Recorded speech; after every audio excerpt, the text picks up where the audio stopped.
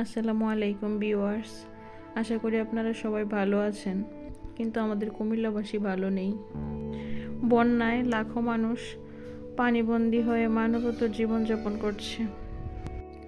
গুমতিকে বলা হয় কুমিল্লার দুঃখ, আর সেই গুমতি আমাদের দুঃখের কারণ হয়ে ফিরে এসেছে। ঘরবাড়ি হারিয়ে হাজারো মানুষ মানবতার জীবনযাপন করছে গুমতির পাড়ে। গুমতিতে যে পরিমাণ পানি, গত 25 বছরেও গুমতিতে এত পরিমাণ পানি দেখা যায়নি। বহমান এই গুমতির স্রোত যেন মানুষের জীবনে কাল হয়ে দাঁড়িয়েছে। গুমতির বাঁধ ভেঙে বুড়িচংয়ের অনেক গ্রাম প্রায় তলিয়ে গেছে। এই গুমতির পানি আরও উপরে ছিল।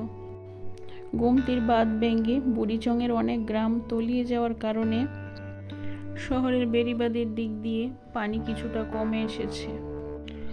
গুমতির তীরবর্তী যেই বাড়িগুলো ছিল সবগুলো পানিতে তলিয়ে গেছে। কুমিল্লার 14 গ্রাম, ফেনী, বুড়িচং সহ দেশের বিভিন্ন জেলা ভাসছে বন্যার পানিতে। মানবতার জীবনযাপন করছে সবাই।